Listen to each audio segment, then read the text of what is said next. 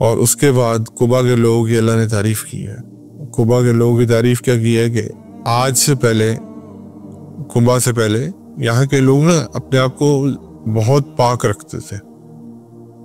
اس سے پہلے نا لوگ استنجا جو ہے وہ ڈیلے سے کرتے تھے، پانی کا کانسیپٹ نہیں تھا.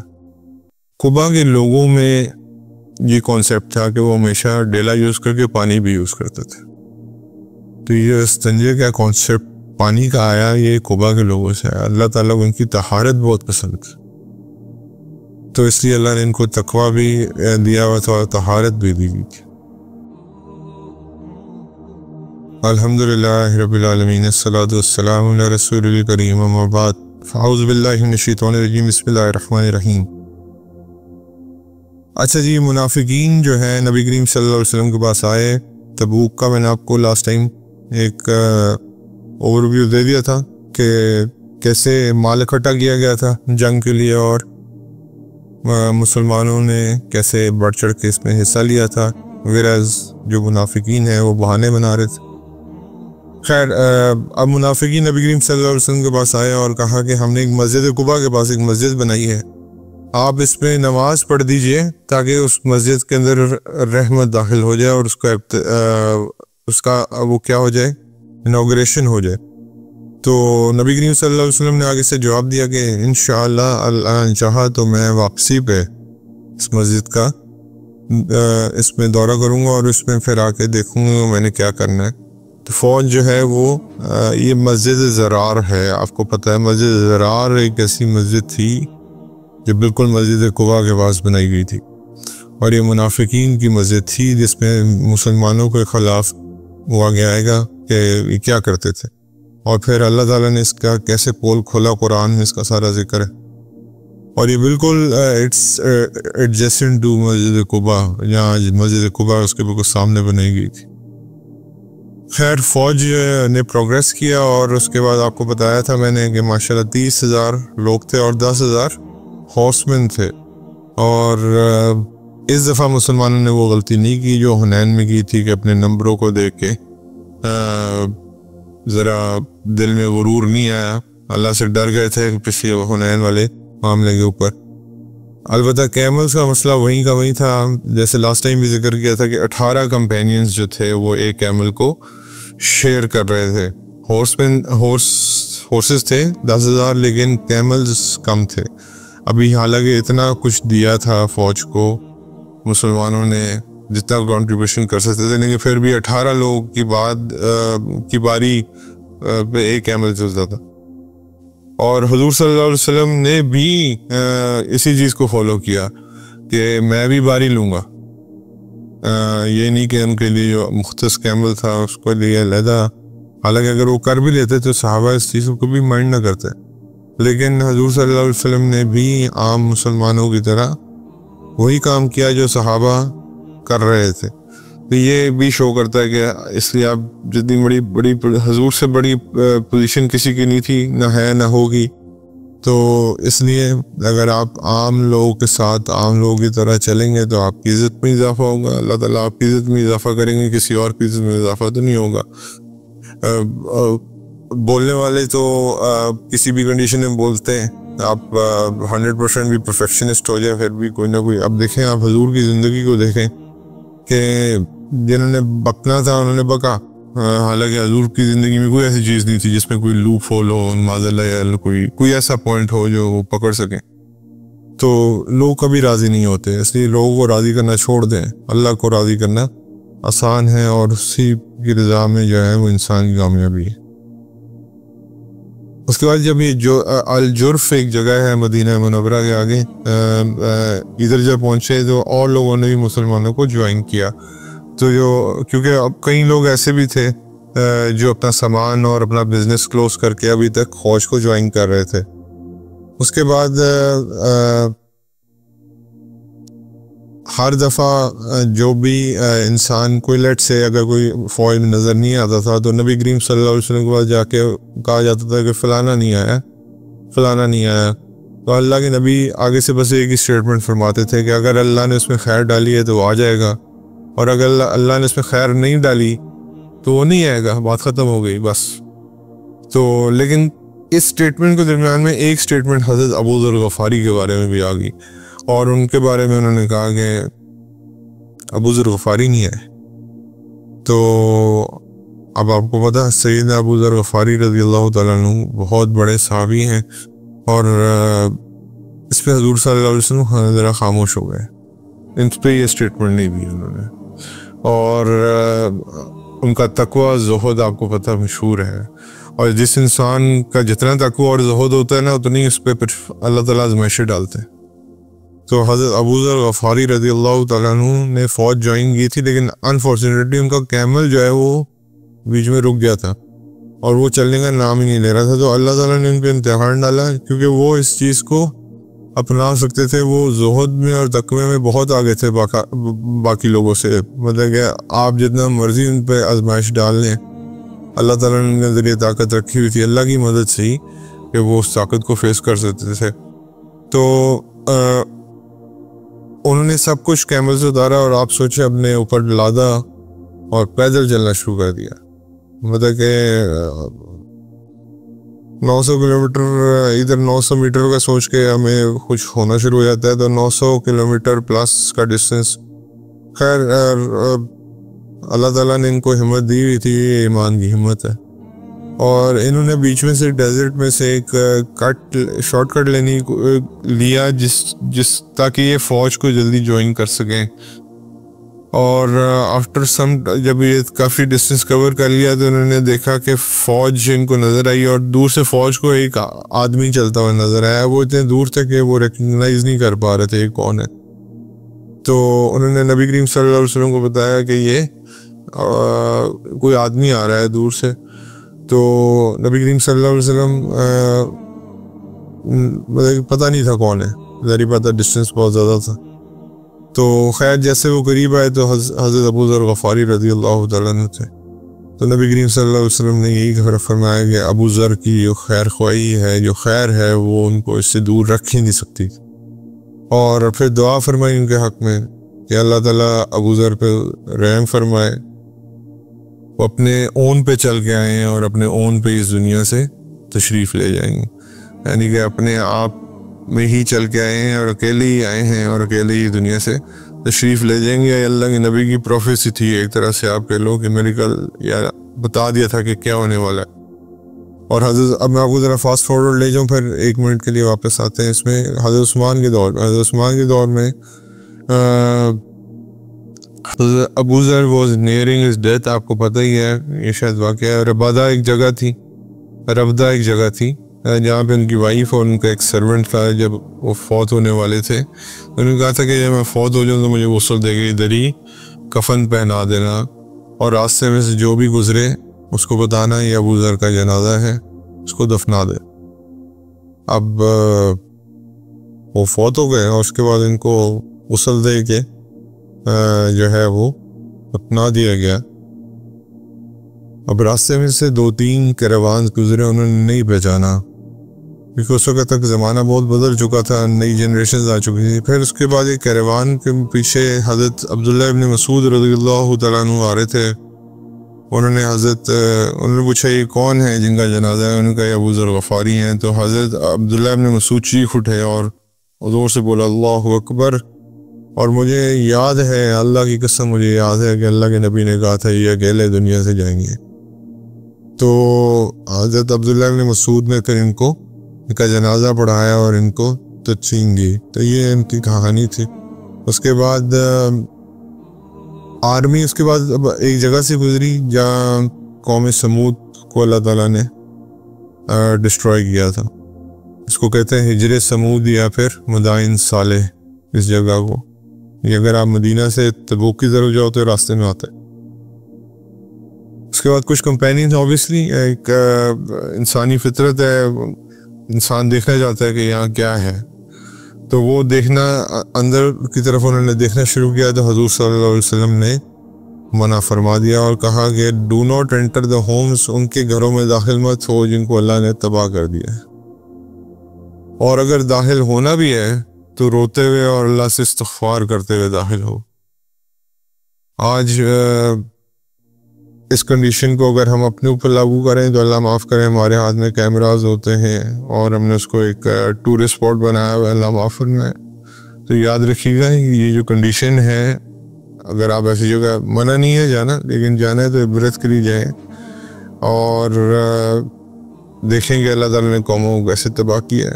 اللہ معاف فرمائے، اللہ کے سامنے استغفار کریں اور روئیں۔ یہ نبی کریم صلی اللہ علیہ وسلم میں نے کنڈیشن لے کی ہے اگر آپ نے ایسی جگہ پہ جانا بھی ہے۔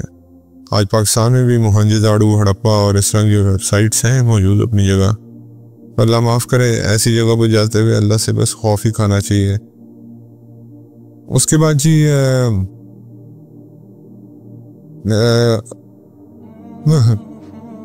حضور صلی اللہ علیہ وسلم کے کچھ میریکلز ہیں جو اس پوری جرنی میں ہوئے، 3-4 میریکلز ہیں جو بتانا ضروری ہیں، مجھے اور آپ کو پتہ ہونا ضروری ہیں۔ سب سے پہلے جب مدائن سالے کو پاس کیا، اب راستے میں فوج بہت بڑی تھی آپ کو پتہ، اور پانی کی ایک شدید قلت تھی اور کوئی کلاؤڈ، کوئی بارش، کچھ بھی نہیں تھی، گرمی شدید تھی۔ حضور صلی اللہ علیہ وسلم نے اپنے ہاتھ مبارک اٹھائے، دعا کی اور کہتے ہیں کہ بس ایسے جیسے پلک جھپکنے میں کلاؤڈز آئے اور اتنی بارش ہوئی کہ صحابہ کرام کہتے ہیں کہ ہم نے اس بارش کے پانی سے خوب پانی پیا، اس کے بعد اپنے جو ہمارے وہ تھے جن میں ہم پانی سٹور کر سکتے تھے وہ بھی سٹور کیے اور پھر بھی پانی بچا رہ گیا، یعنی کہ اتنی بارش اللہ کے نبی کی دعا کی بات ہوئی۔ اس کے بعد دوسرا معجزہ کیا تھا کہ حضور صلی اللہ علیہ وسلم کی اونٹنی جو تھی وہ گم ہو گئی تھی جنگ میں، تو حضور صلی اللہ علیہ وسلم نے صحابہ کو بھیجا کہ جائیں آپ اونٹنی ڈھونڈیں، تو جو منافقین تھے وہ ہنسنا شروع ہو گئے معاذ اللہ، انہوں نے کہا کہ یہ انسان نبوت کا دعویٰ کرتا ہے، اس کو یہ نہیں پتا معاذ اللہ کہ اس کی اونٹنی کدھر ہے۔ اب حضور صلی اللہ علیہ وسلم کی جب کان مبارک میں یہ بات پڑی تو پھر اللہ سے دعا کی انہوں نے، پھر ان کو اللہ تعالیٰ نے ایگزیکٹ لوکیشن بتائی اونٹنی کی، اور اٹ واز کلوز بائی، اور حضور صلی اللہ علیہ وسلم نے بتایا صحابہ کو کہ یہ فلانی جگہ پہ ہے اور اتنی ڈسٹنس پہ ہے، اور اس کے بعد اس کی جو روپ ہے وہ ایک درخت میں پھنسی ہوئی ہے، خاردار درخت میں، آپ کو پتہ ڈیزرٹ میں خاردار درخت کی ہوتے ہیں، اور اس ایگزیکٹ پوائنٹ پہ ہے۔ جب صحابہ وہاں گئے تو وہ ایگزیکٹ پوائنٹ پہ ہی پائی گئی۔ اب یہ بھی ایک اللہ کے نبی کا معجزہ اس میں دکھایا، اور یہ جو اس میں بہت زیادہ بک کر رہے تھے یہ منافقین تھے، اللہ نے ان کو بھی خاموش کرا دیا۔ مسلمان پھر بھی نہیں ہوتے تھے یہ، آپ دیکھ لو کیسے اللہ معاف فرمائے، جس کی مت ماری جائے اللہ تعالیٰ ہمیں بھی بچائے اس چیز سے، جس کی مت ماری جائے نا وہ مسلمان نہیں ہوتا، پھر اللہ معاف فرمائے، یہ اس کو ہدایت نہیں آتی۔ اس کے بعد حضور صلی اللہ علیہ وسلم نے ایک اور میریکل اور پروفیسی بتائی، کل ایک بہت شدید قسم کی ہوا چلے گی، آپ میں سب نے اپنے کیمرز کو باندھ دینا ہے اور آپ لوگوں نے نیچے ہو کے بیٹھ جانا ہے، کھڑے نہیں ہونا، مطلب کہ جیسے نیچے بیٹھ جاتا ہے نا انسان، ہوا گزرے گی تو وہ کسی کو نقصان نہ پہنچائے، تو آپ لوگوں نے نیچے جم کے بیٹھ جانا ہے زمین کے ساتھ اور کیمرز کو ٹائی کر دیں اپنے زور سے۔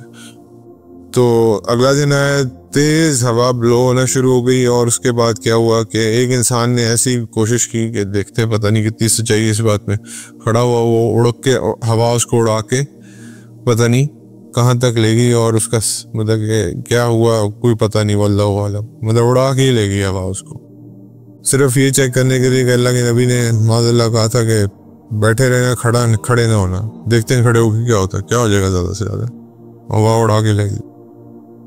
تو یہ بھی حضور صلی اللہ علیہ وسلم کی ایک پروفیسی تھی۔ پھر ایک اور پروفیسی اور ایک اور میریکل جو اللہ کے نبی کا تھا وہ یہ تھا کہ حضور نے فرمایا کہ تبوک میں جب آپ پہنچے تو وہاں پہ ایک وہ ہے ویل ہے، کنواں ہے، اس میں پانی بہت کم ہے، جب تک میں پانی نہ پی لوں آپ لوگ پانی نہ پیجیے گا۔ خیر پیاس کی شدت اتنی زیادہ تھی، کئی صحابہ یا انہوں نے سنا نہیں، اتنی بڑی فوج تھی، کئی روایات میں آتا ہے کہ سنا بھی نہیں، انہوں نے جا کے پانی پی لیا، پانی بالکل ہی تھوڑا رہ گیا، فوج بہت بڑی تھی، تو اللہ کے نبی نے فرمایا کہ میں نے آپ کو منع کیا تھا اس میں کہ پانی نہیں پینا۔ حضور صلی اللہ علیہ وسلم نے خود اس میں سے پانی لیا، اپنا چہرہ مبارک دھویا اور ہاتھ دھویا اور واپس پانی اس میں پھینک دیا۔ تھوڑی دیر بعد پانی اس کے اندر سے گش آؤٹ ہونا شروع ہو گیا، مطلب جیسے ایک نہر نہیں نکلتی، فوارہ نکلتا، تو وہ پورا کا پورا. اور پھر حضرت حضور صلی اللہ علیہ وسلم نے معاذ بن جبل کو کہا رضی اللہ تعالیٰ عنہ کو، اگر آپ زندہ رہے تو آپ تبوک کو سرسبز دیکھیں گے. اور یہ اس وقت ہی ہو گیا تھا حضرت معاذ بن جبل کے زمانے میں ہی، لیکن اگر آج بھی آپ جائیں تو تبوک کے ارد گرد صرف گارڈنز ہیں. تو یہ حضور کی پروفیسی آج بھی آپ کو پوری ہوتی نظر آتی ہے. اس کے بعد ایک اور میریکل جو حضور صلی اللہ علیہ وسلم کا اس جنگ میں تھا وہ یہ تھا کہ کھانے کی قلت تھی. تو حضرت عمر رضی اللہ، یہ فیصلہ ہوا کہ ہم نے اپنے اینیملس کو کاٹ کے کھانا کھا لیں. تو حضرت عمر رضی اللہ تعالیٰ عنہ نے یہ مشورہ دیا کہ جو جس کے پاس تھوڑا تھوڑا بچا ہوا ہے وہ لے آئے اور وہ ایک جگہ رکھ دے، اور ہم اللہ کے نبی سے دعا کروائیں گے کہ اس میں اللہ برکت ڈال دے. تو یہی ہوا. اور وہ تھوڑا سا جو سب کے پاس لیفٹ اوور تھا وہ سب نے، کسی کے پاس آدھی فری ہوئی تھی، کسی کے پاس وہ آدھی روٹی ٹائپ تھی، تو اس طرح وہی جگہ جمع کر کے رکھا. تو اللہ کے نبی نے جب برکت کی دعا کی تو جو لائے تھے اس سے ڈبل ٹرپل لے کے واپس گئے، کھانا بھی کھایا اور اس کے بعد اس سے ڈبل ٹرپل لے کے واپس بھی گئے. تو یہ سارے اللہ کے نبی کے جو وہ تھے نا میریکلز، یہ صحابہ کو اللہ تعالیٰ نے تبوک پہ دکھائے. اس کے بعد جو منافقین تھے ان کو اپنی تکلیف موجود تھی، انہوں نے نعوذ باللہ حضور صلی اللہ علیہ وسلم اور صحابہ کی طرف دیکھ کے کہا کہ یہ سب سے زیادہ نعوذ باللہ کنجوس لوگ ہیں، اور اللہ معاف کرے سب سے ڈرپوک ترین لوگ ہیں معاذ اللہ.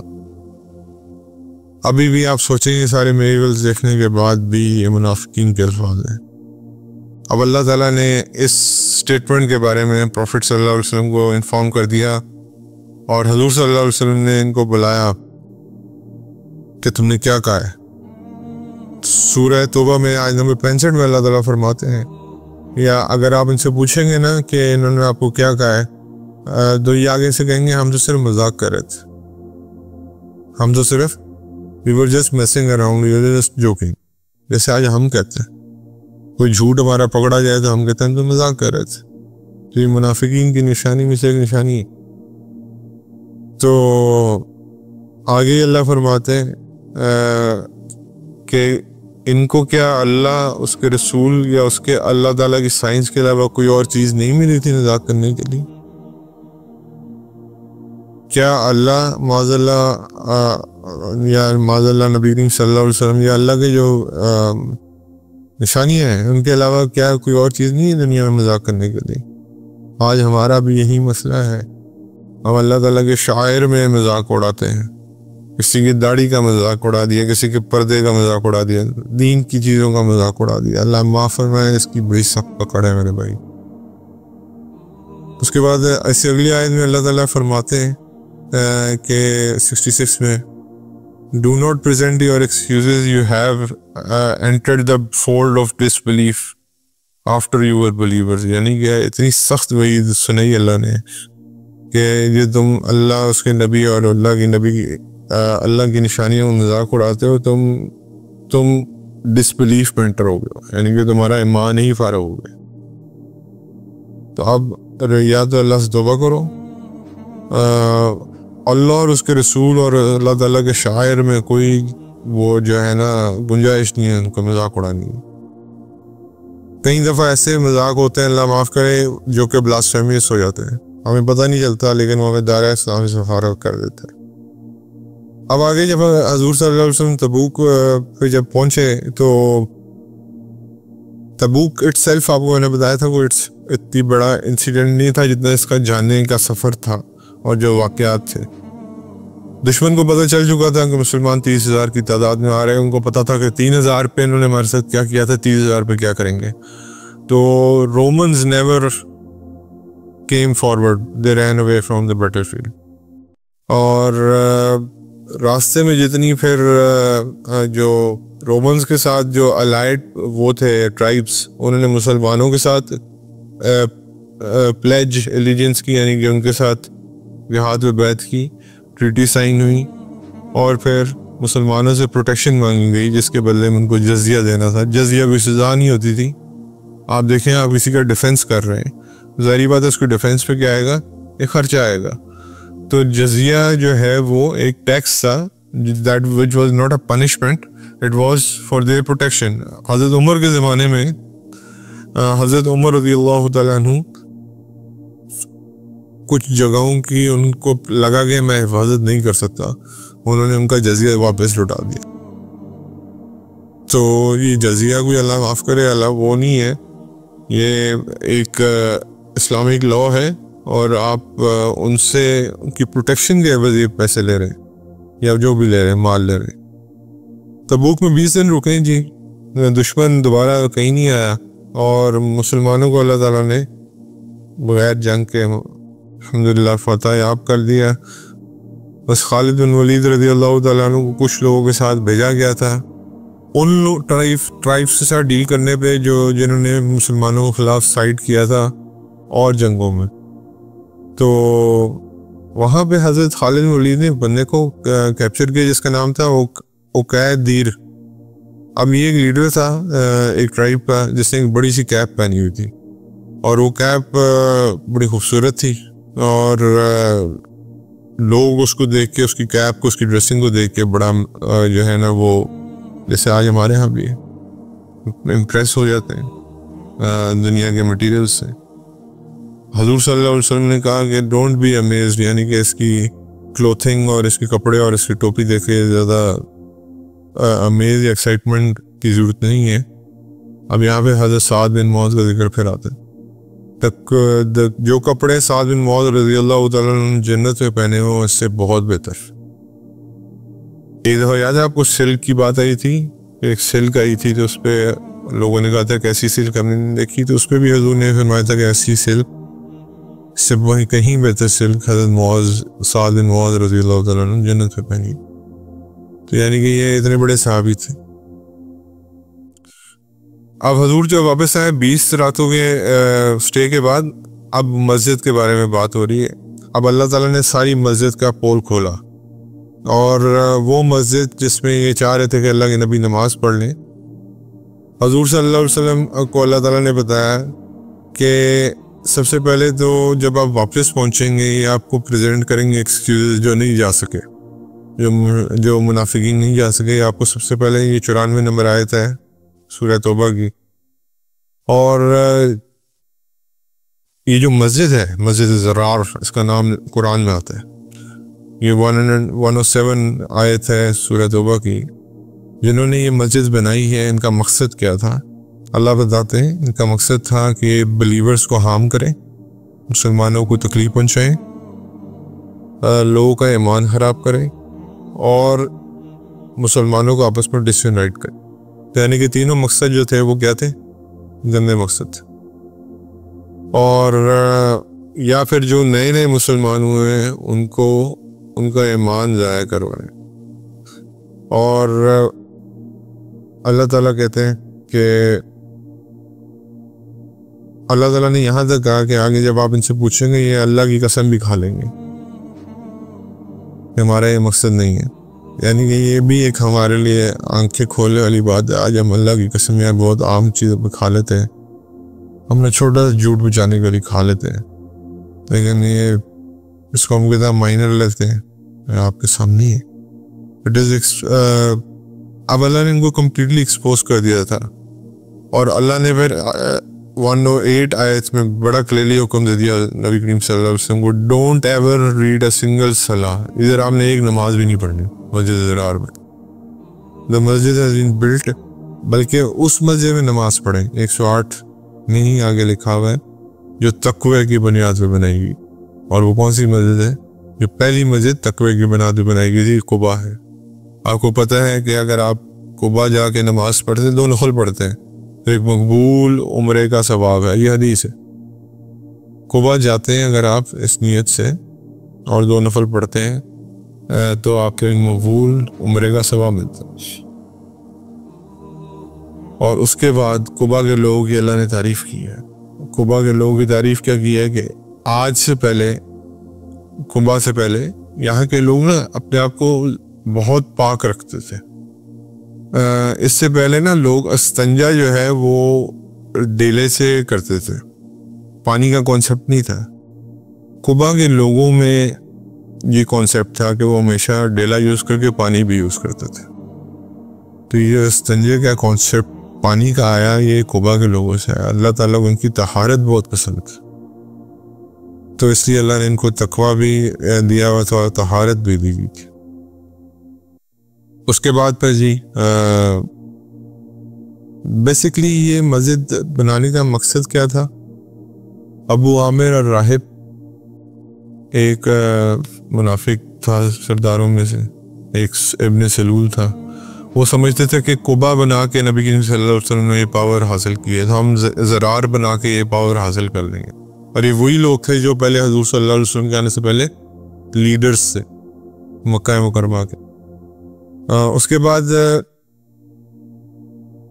حضور صلی اللہ علیہ وسلم نے حضرت عمار بن یاسر اور کچھ اور صحابہ کو بھیجا اور کہا کہ اس سٹرکچر کو ڈسٹروائے کر دو اور اس کو جلا دو, یعنی کہ مسجد زرار کو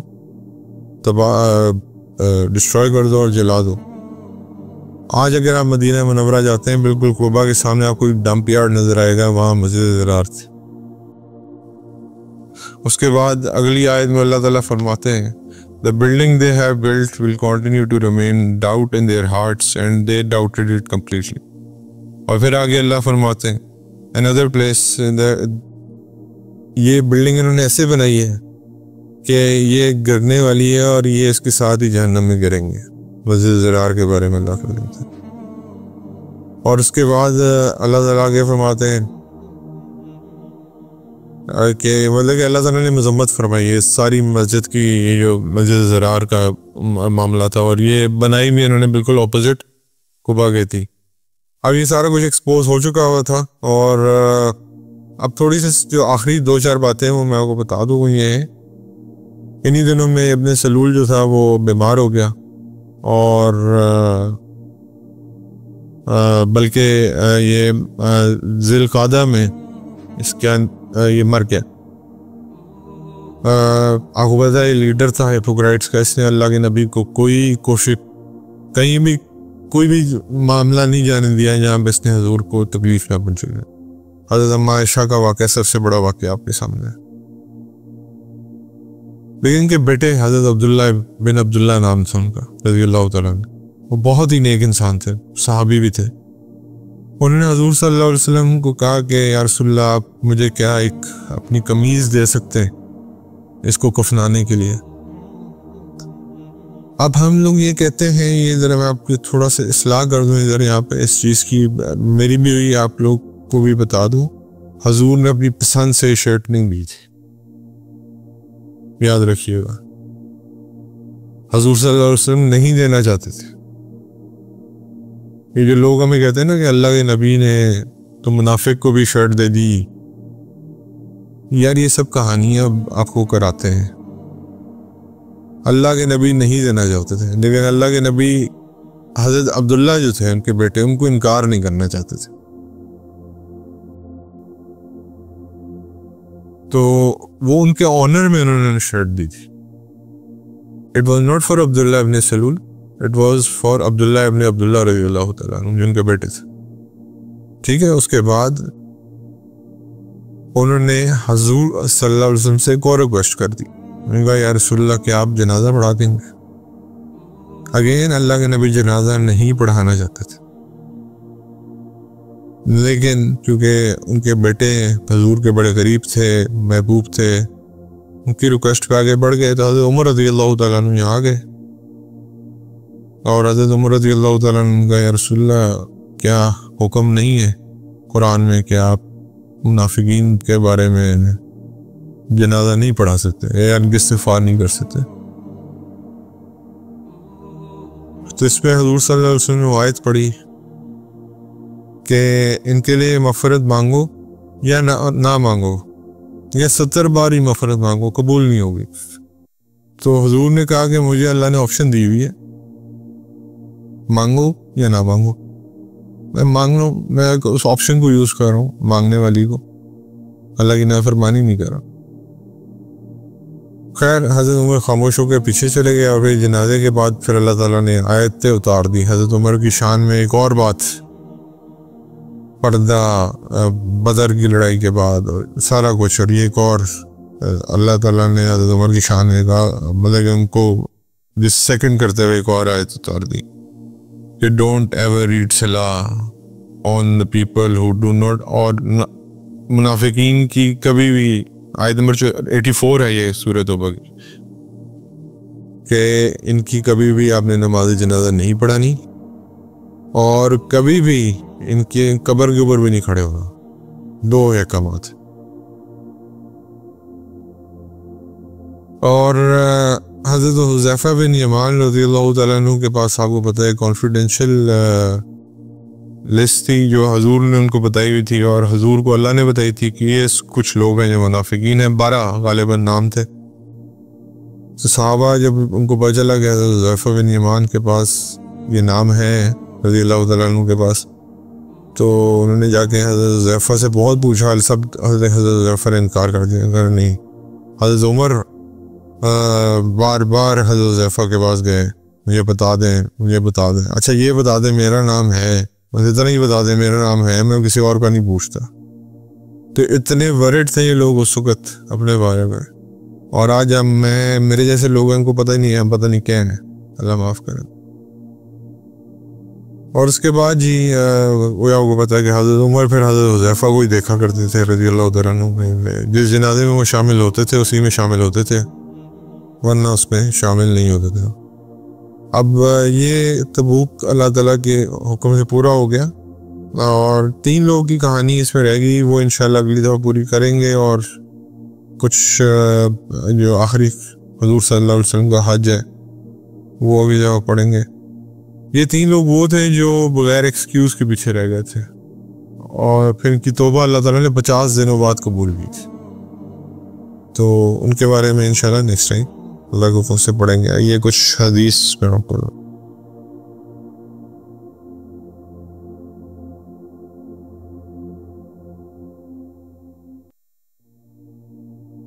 اللہ کے نبی نے فرمایا صلی اللہ علیہ وسلم، مدینہ کے محلوں میں سے ایک محل پر چڑھے، پھر فرمایا کہ میں جو کچھ دیکھتا ہوں تم بھی دیکھتے ہو. لوگوں نے کہا کہ نہیں. نبی کریم صلی اللہ علیہ وسلم نے فرمایا کہ یہ میں فتنوں کو دیکھتا ہوں کہ وہ بارش کی قطروں کی طرح تمہارے گھروں میں داخل ہو رہے ہیں.